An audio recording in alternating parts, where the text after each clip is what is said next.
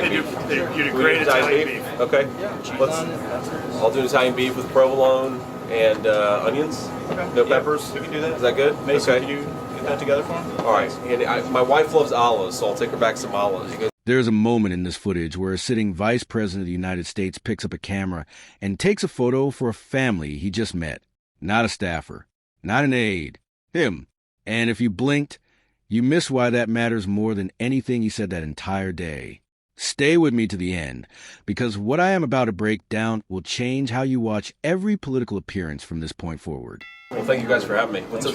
Is this your local Welcome, spot? welcome to Tenuta. Yeah, of course. This is the family. You're third generation. Fourth generation with right. the sons. That's awesome, man. It's an awesome spot.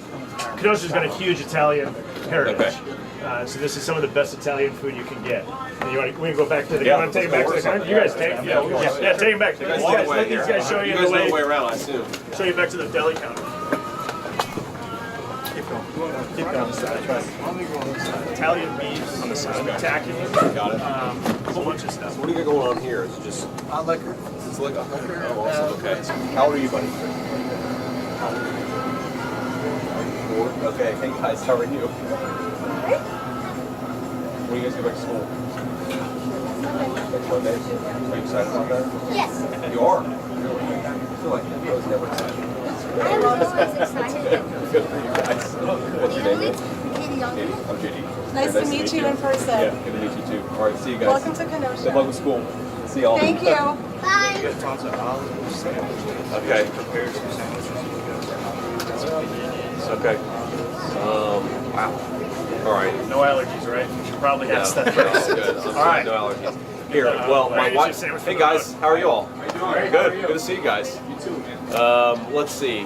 Why don't we get? An Italian beef fan? Let's do an Italian beef. They do Can we do great Italian beef. Okay. I'll do an Italian beef with provolone and onions. Okay. No Yeah, peppers. we can do that. Is that good? Mason, okay. can you get that together for him? All right. And my wife loves olives, so I'll take her back some olives. You guys, any recommendations here? Yeah, I mean, can't go wrong. Okay. Where a lot of these from Italy. And then the stuffed ones, we all hand stuff here. Okay. What do you stuff with, like feta or something? Yeah, there's okay. feta, blue cheese, gorgonzola, almond, Okay. All right. garlic. Let's get a like a pound. Yeah. The cast We do like a 16 ounce something like this. Let's do a 16 ounce. Yeah, Let's do 16 ounce. Let's say no pits. Thank you, sir. How you guys doing? Great. Yeah, just a normal day. Yeah. Then we bring the zoo, the zoo into town. So did your grandparents come over after the war?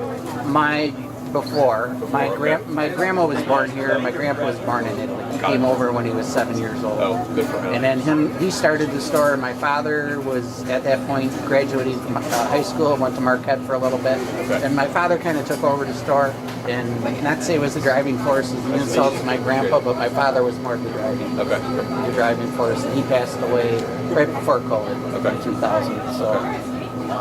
Yeah, well, I'm sorry to hear that. But Well, sounds like that amazing. happens. Sounds like an amazing. Sounds like an amazing. He's a great man. Yep. Yeah, that's awesome. So how long have you been representing this? 2018. 2018. Okay. 2018. So it was in my first term that summer in 2020 when the riots broke out. That's huge. So that's when I reached out to the president, and ultimately it was a whole debate about what do we need to do, and it's pretty obvious. You stand with law enforcement, you bring everybody in. Yeah. And That was this community, everybody needs to be safe. Sure, Go but that ahead. was scary. Yeah. You know, I was we gonna left. ask, We did it left. affect you guys at all? Oh yeah, Oh, because yeah. they were going for liquor stores, and we left one night. We were parking a forklift in front of the door so they couldn't get in, and they tried, and we left. And I never had a feeling before that we were leaving, and the store might not be here in the morning. Yeah. It was unbelievable. It was an unbelievable feeling because the first 2 years, or the first too bad. couple days were ugly. You know, it was chaos. When you know how far you drove from the courthouse, that was the worst part of it. Yes. When your entire drive from the courthouse here, you realize the distance What is of this, where 10-minute people walk were. from the courthouse? A little longer, probably like 25. Yeah, but- no, you're Okay. So depends on how it's fast a little you bit go. longer, okay, You're like but it's- well over a mile from where the center of the Okay. riots were, and that is the fear as it came out. Yeah. So maybe a 5-minute drive. Right. But But you realize the proximity and the fear that people felt in the community when the law enforcement didn't have it. of course. You're loaded up. Yeah. Yeah, All right. want a bag or a box? We got plenty of stuff now. All right, guys. Good to meet you all. Yeah. Thanks for having us. Thank you. Sorry. Of course. Very good to meet you. Thanks for showing us around. No problem. Right, so. Thanks so much again for Good to meet you. You guys want to take a photo? Yeah. Let's do it. Here, give me your phone. You got it? Yeah. All right, ready? Jump in. That'd be great. Ready? Here you go. Yeah, here. All right, ready? Yeah, come here. Jump in. Guys, over here. Jump in My with me. grandparents are Italian immigrants. All right, cool. Ready? That's really cool. Okay, guys. Thank you. Inside you. All righty, 1, 2, 3. What you just watched was not a campaign stop. It was not a photo opportunity manufactured by a communications team. What you just watched was a man who understands people, and I mean genuinely understands them, walk into a multi-generational Italian family business in Kenosha, Wisconsin, and leave having made every single person in that room feel like they were the only one who mattered. That is harder than it sounds. In fact, for most people in public life, it is nearly impossible. Now I want to address something Brian Steele points out in his commentary, and I think he nails it.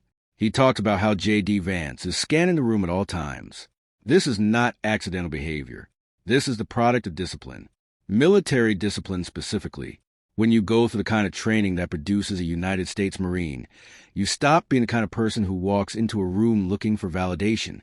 You start being the kind of person who walks into a room assessing it. Those are two very different human beings, and you can see the difference in real time if you know what to look for. Watch how he moves through the deli. He is being led. He is not leading. And that is a choice. A man of his stature, his title, his security detail could walk into any room in this country and command it from front. Instead, he falls into formation behind the family. He lets them be the hosts. He lets them tell the story. And by doing that, he earns more political capital in 6 minutes than most politicians earn in 6 months of scheduled appearances. The olive order for his wife was not calculated. Or maybe it was. That is the genius of it. You cannot tell. He inserts a human detail. His wife loves olives. And suddenly he is not the vice president of the United States. He is a husband running an errand. That is a level of political intelligence that does not come from a consultant's playbook. That comes from a man who has spent years understanding what moves people. Now let us talk about the Kenosha context, because this matters. The riots of 2020 are not ancient history to the people in that room. That family told him they parked a forklift in front of their door at night because they did not know if their store would be standing in the morning. That is not a political talking point. That is a scar. And J.D. Vance did not flinch, did not pivot to a rehearsed response, and did not turn it into a rally cry. He listened. He acknowledged the fear.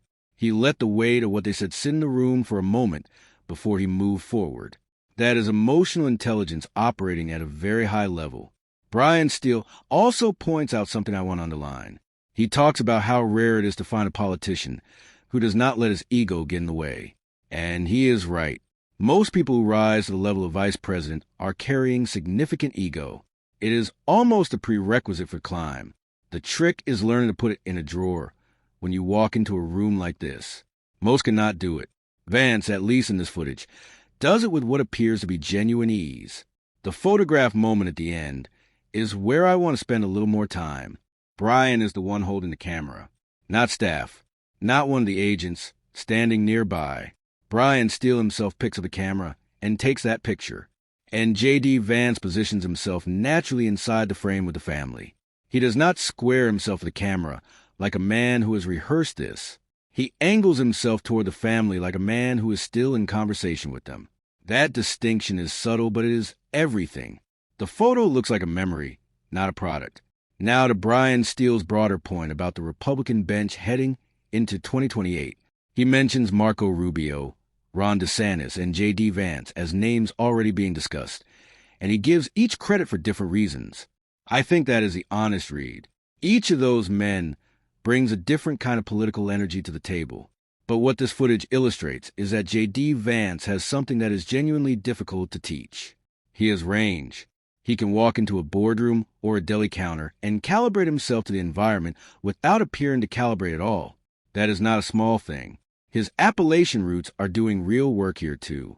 He did not grow up looking at rooms like this from the outside. He grew up in the kind of community where family businesses are the backbone of everything, where the story of a grandfather who came over from Italy at age 7 and built something from nothing is not a feel-good anecdote. It is a familiar story. It is his story wearing a different set of clothes. And the people in that room can feel that recognition, even if they cannot name it.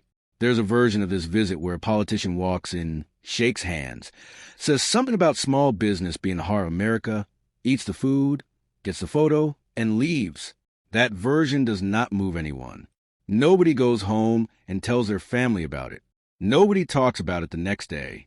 This version is different, and the reason it is different is the man at the center of it.